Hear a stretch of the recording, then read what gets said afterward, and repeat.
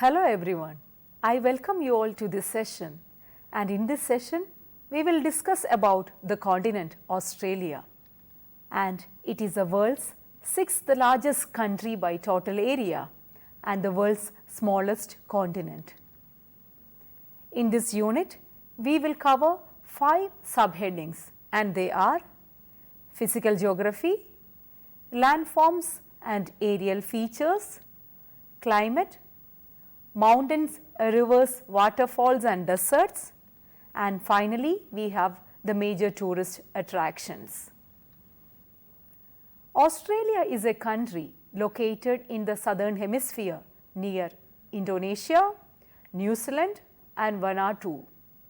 It is an island nation that makes up the Australian continent as well as the island of Tasmania and some other small islands. Due to its isolation from the rest of the world, Australia was an uninhabited island until about 60,000 years ago. At that time, it is believed that people from Indonesia developed boats that were able to carry them across the Timor Sea. Most of the first settlers in Australia were convicts who were transported there from England. In 1868, the movement of prisoners to Australia ended, and shortly before that, in 1851, gold was discovered in Australia, which significantly increased its population and helped to grow its economy.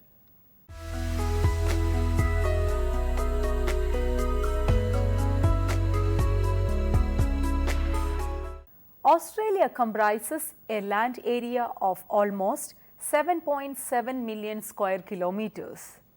The land area of Australia is almost as great as that of the United States of America, about 50% greater than Europe and 32 times greater than the United Kingdom. Much of the center of Australia is flat, but there are numerous ranges and some individual mountains, of which Uluru is probably the best known. Despite the popular references to Australia at the bottom of the world in the southern hemisphere, Australia is in fact the lowest continent in the world in terms of its elevation, with an average elevation of only 330 meters. The highest points on the other continents are all more than twice the height of Australia's highest mount peak, Kosciuszko.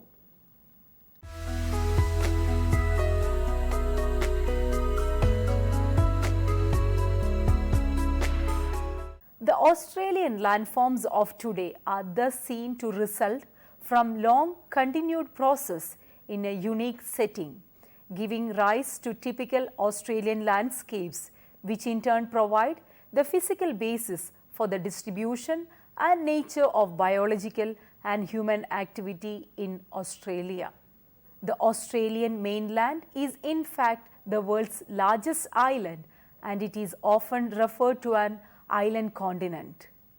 Australia is also surrounded by thousands of smaller islands ranging in size from rocky outcrops to some more than twice the size of the Australian Capital Territory. The largest of these is Melville Island in the Northern Territory, with an area of 5,786 square kilometers. Eastern Highlands. The Eastern Highlands region of Australia is the highest part of Australia, being a series of hills, mountains and plateaus. This area is also known as the Great Diving Range, which is further subdivided into smaller ranges. These ranges include the New England Plateau, the Australian Alps, the Snowy Mountains, which are considered to be a part of the Australian Alps, the Blue Mountains and the Grampian Mountains. These landforms were made due to uplifting, folding and volcanic process in the Earth's crust. This part of Australia also contains some volcanic plugs or extinct volcanic mountains that have been eroded until only strong volcanic rock remains. Some examples of volcanic plugs in the eastern highlands are the Warrumbungle Range in New South Wales and the Glasshouse Mountains in Queensland. Central lowlands. Central lowlands are very dry because rainfall is blocked by the eastern highlands.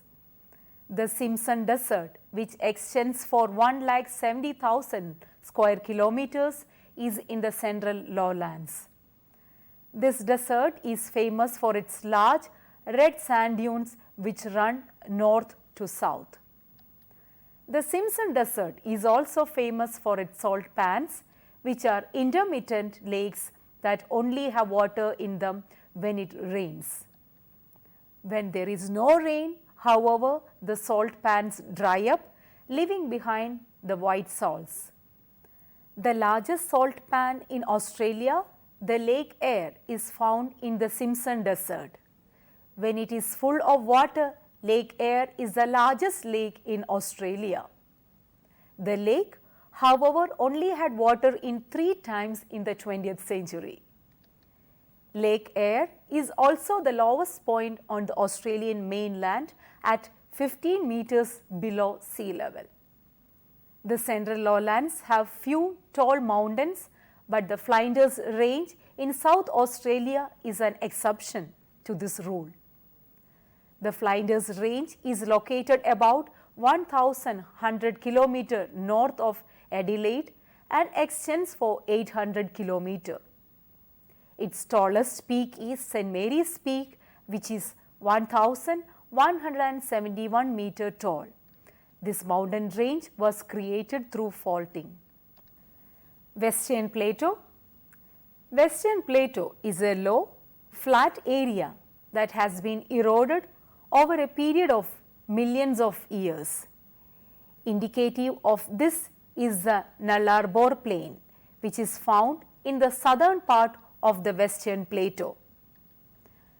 Nullarbor comes from the Latin terms null, which means no, and arbor, which means tree. This name is fitting as the Nullarbor Plain is covered in limestone, which was once a sea floor. Today, many fossil sea creatures can be found here. The Western Plateau also home to many deserts. Due to cold water currents off the coast of Western Australia, this region is very dry. Some of the deserts in this region include the Gibson, Tanami, Canning, Great Sandy and Great Victoria deserts. The Western Plateau is not completely flat. However, monoliths or large freestanding rocks can be found throughout this area. These monoliths came into being when soft rocks surrounding them were eroded, leaving behind the stronger rocks. The most famous example of one of these monoliths is Uluru, formerly called Ayers Rock. In addition, the Harmsley, Musgrave and MacDonald ranges are mountain ranges in the Western Plateau. The Pilbara, Arnhem Land and Kimberley plateaus are also high points in this area.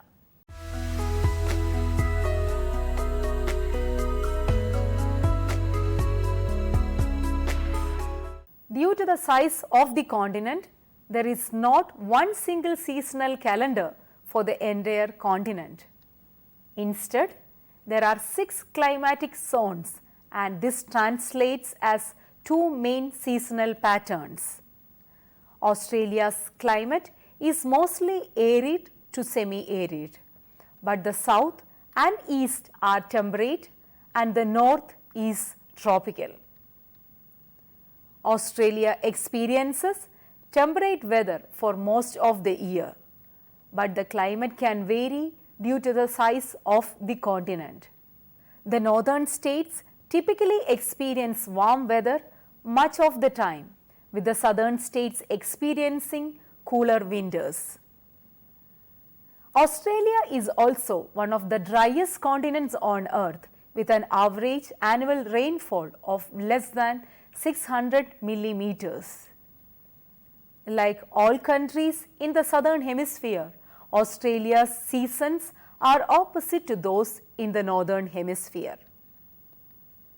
December to February is summer, March to May is autumn, June to August is winter, and September to November is spring. The build-up is a humid time of the year between the wet and dry seasons. It usually lasts for 3 or 4 months. Things become quite tense during the build-up as people sit and swelter in the humidity while waiting and hoping for the first rains to come. The humidity continues day and night with no respite, so when the rains finally do come, everyone enjoys their cooling relief. Cyclones, snow and floods. The tropics are affected by the extremes of cyclones in the wet season, and the inland deserts can remain totally dry for years while rains can produce floods. The wettest months in the southern capital are from May to July. Along the Great Diving Range, the mountain range that passes through New South Wales and Victoria, there are regular winter snowfalls. The snow season in the Alps in southeastern Australia is between June to September.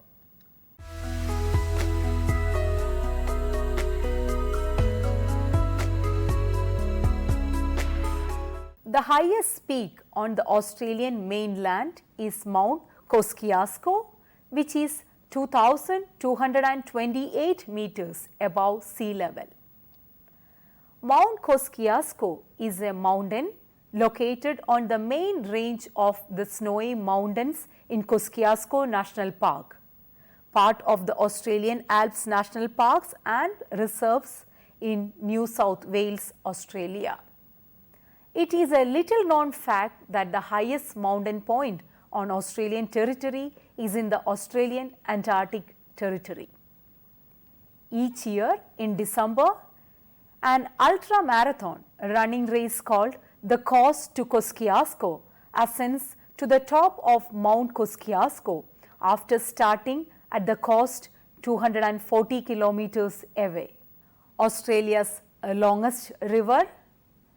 The lengths of the 10 longest rivers in Australia were recalculated in September 2008 by Geoscience Australia using data from the National Topographic Database. The calculations confirm that Australia's longest single river is the River Murray at 2,375 kilometers.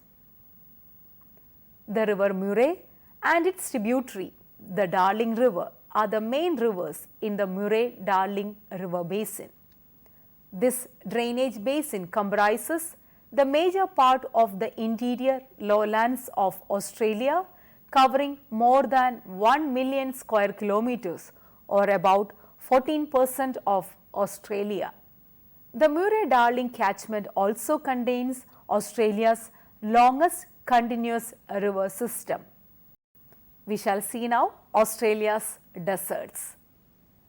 Australia is the driest continent in the world. About 35% of the continent receives so little rain. The largest Australian desert is the Great Victoria Desert at 3,48,750 square kilometers, spanning western and southern Australia.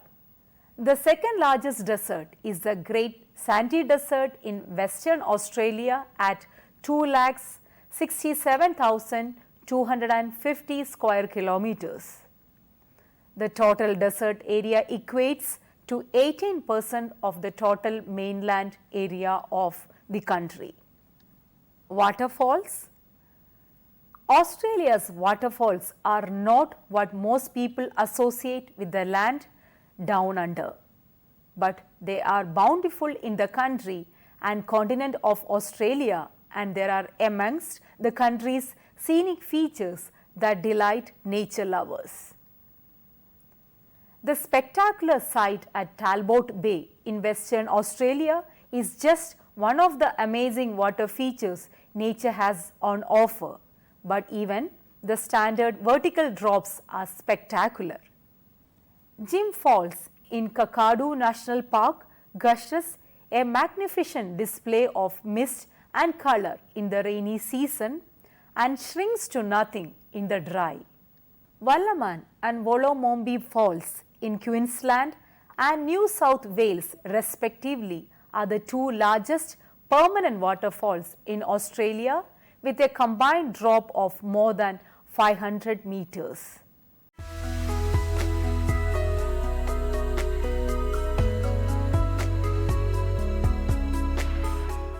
Lastly, we shall see the various tourist attractions in Australia. Some of the major attractions are Great Barrier Reef. One of the top destinations for underwater explorers and scuba divers is the world's largest barrier reef system, famously known as the Great Barrier Reef. Located in the Coral Sea, the Great Barrier Reef encompasses a huge area of more than 2,900 coral reefs and hundreds of islands and cays. The best way to explore the reef is by one of the numerous boat cruises that run along the northern coast of Queensland. The town of Cairns is regarded as the main gateway to the reef, but other towns also offer cruise operations. Sydney Opera House. Sydney Opera House is Australia's most recognizable building and is an icon of Australia's creative and technical achievement. Since its completion in 1973, it has attracted worldwide acclaim for its design and construction, enhanced by its location on Venelong Point within a superb harbour setting. The design of the building, with its soaring white roof shell shaped sails atop a massive red granite platform, has been internationally acclaimed as an architectural icon of the 20th century. As a dominant sculptural building that can be seen and experienced from all sides, it is a focal point of Sydney Harbour and a reflection of its character. Fraser Island. This beautiful island, which is located in Queensland, boasts rainforest, sand dunes, more than 100 freshwater lakes and pretty coloured sand cliffs. Fraser Island, which is just a short ferry trip from Hervey Bay, is also considered to be the largest sand island in the world. This island boasts another unusual claim to fame. Its dingoes are considered to be some of the most pure in all of Australia, as they have not had as many chances to crossbreed with dogs as their mainland cousins have had. The Great Ocean Road. The Great Ocean Road, which is located in Victoria, is considered to be one of the most beautiful drives in Australia. As it travels along Victoria's beautiful southwest coastline, the Great Ocean Road passes by some of the most stunning scenery in Australia, including the 12 upper sols, which are pretty limestone stack formations that rise out of the ocean near Port Campbell National Park. There are also a number of places along the Great Ocean Road where one can spot some of the Australia's famous wildlife, including kangaroos, fur seals and emus. The Blue Mountains National Park. The Blue Mountains National Park is located in New South Wales, approximately 80 km west of Sydney. Its proximity to the biggest city in Australia has made the scenic park a popular day trip for both tourists and locals alike. The park is best known for the Three Sisters, a rock formation that towers 900 meters above the Jamison Valley. The Blue Mountains National Park features miles of trails for hikers and mountain bikers, and it is also a popular natural playground for adventurers who enjoy adrenaline sports such as rock climbing and abseiling. Whitsunday Islands. This stunning collection of 74 islands lies in the middle of Australia's Great Barrier Reef, making them a perfect jumping off spot for travelers looking to explore the amazing and colorful marine life that live in the waters of this area. Although most of the Whitsunday Islands are deserted, 7 do have outstanding resorts on them, including the world famous one and only on Hayman Island, a favorite of celebrities and the rich and famous. One of the most beautiful of the Whitsunday Islands is Whitehaven Beach, which boasts blinding white sands. These islands are the perfect choice for travelers seeking a blissful vacation on a lovely tropical island, or for those who enjoy hours of snorkeling and scuba diving. Kakadu National Park. Located in Australia's Northern Territory, about 3 hours north of Darwin, Kakadu is country's largest national park. There is a lot to see in Kakadu National Park, including a large concentration of Aboriginal rock art, some of which are estimated to be 20,000 years old.